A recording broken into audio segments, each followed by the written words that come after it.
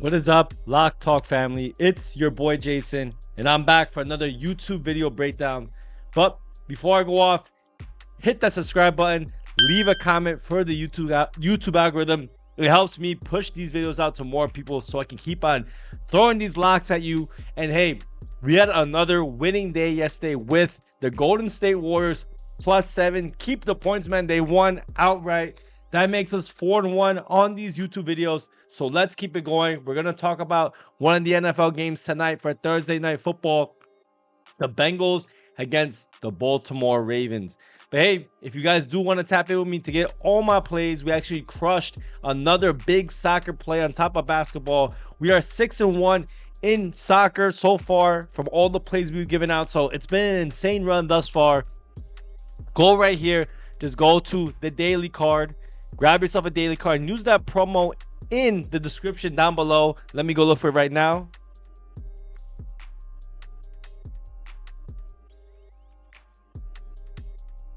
If you use, I believe, my code YouTube, you'll get 50% off the daily card. Get all the plays today, NBA, soccer, and NFL Thursday Night Football to get all my props and every single play I'm giving out to all my clients. Just take a look at some of these tickets that we have right here. But if you do want some free time with me in premium, again, go to that description. I have a ton of apps you could sign up for using my code or link. And if you sign up using those, we'll give you a free day in premium. But all right, man, let's talk about the Thursday Night Football game. The Cincinnati Bengals against the Baltimore Ravens. And this is a rematch, actually. These guys already played, but let's go break it down. We have a spread of 5.5. I've seen 6 on other books. And then a total of, I've seen 53, 52.5. So high total and decently high spread. The Ravens are at home. So let's go talk about this game, man. So let's pull up the spread. I'm going to pull up the spread real quick. I know it says 5.5 here, but I know in most places it's around 6.5. It's around 6. So we take a look at other lines. Let me take a look. Let's see. Baltimore. Obviously, we're not the game. Baltimore, where are you, man? Where are you? All right, Baltimore -6. I think that's the prevailing line in most books. But again, guys, you have to go line shop. Make sure you go line shop. And if you guys want more books to get some free money to bet with and have more options with your betting, again, go to that pinned comment down below, man, or description. I'll show you all the books for your state that you can get some bonus money on and just get another book. Try all the offshore books. Try anything you can. I mean, having more options is how you make more money in this game. But in general, look, these guys, I believe they already played. Yep, they played already. It was in Cincinnati. And I'll say this, man, Cincinnati has not been good playing at home. They've actually, I think, been one of the worst home covering teams in the NFL. I believe, yep, they are 1-4 at home. The last game that they covered was against the pitiful Las Vegas Raiders. So it's not like they've been, but they played some pretty tough teams. Hear me out. They played the Eagles, the Ravens. They played the Commanders, who've proven to be pretty good this season. And they even lost and didn't even cover against the New England Patriots. So, I mean, tough so far. But on the road, it's been a different story. I believe yet they're 3-0, basically. Covered against Carolina, a trash team. Covered against the Giants, a trash team. And they covered against the Browns, who I think also are a trash team as well. So it's not like they've been beating up on really good teams. Baltimore on the other side, when they've been playing at home, they've done okay. I guess they are 2-1 so far this season at home. The only game they did not cover against was against the Raiders. So that's a little concerning. But overall, man, I mean, Ravens have definitely been the better team thus far. But they've already played each other, and it was a pretty close game, but very, very high scoring affair. So the question is, does this happen again?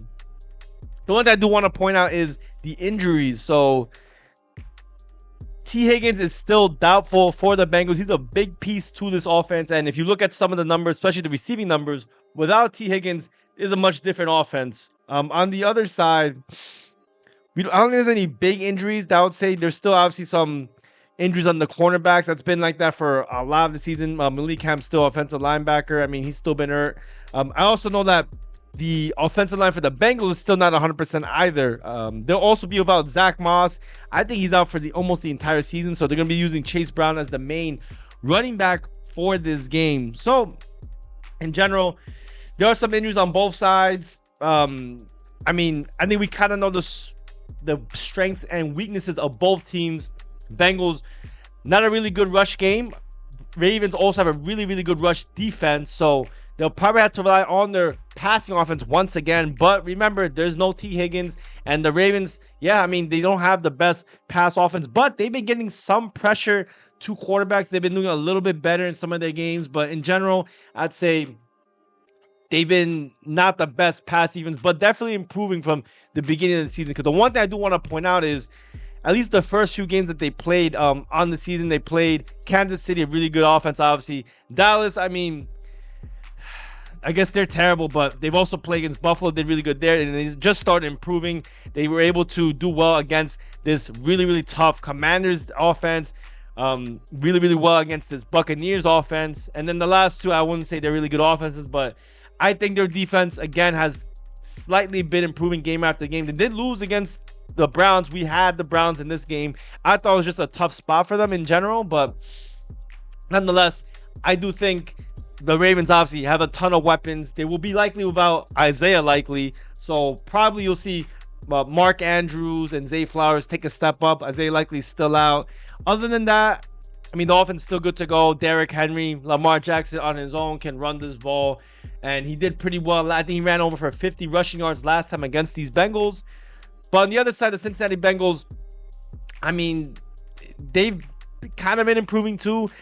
They beat the Browns. They got blown out by the Philadelphia Eagles. They beat the Raiders. I actually don't think their strength of schedule has been that strong, at least the teams that they've been able to beat. They've lost to basically all the good teams and beating teams that they should have beaten. That's really it. So the question is, on the road with this big of a spread, can they cover? Will they cover this game? Hey, look, I'll be honest, man. We take a look kind of like where the money's been at. It's pretty even, man.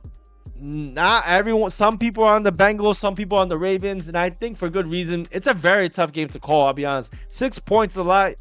If you start crossing that 5.5 number, it kind of gets me a little bit more to the Ravens side. I mean, the thing about the Ravens is they like to run the ball. They love to drain that clock. They like to use that dual running threat with Derrick Henry and Lamar Jackson. And they also have threats in the air with Zay Flowers still, Mark Andrews, and a bunch of these other guys. Even Deontay Johnson, who they just picked up from the Panthers.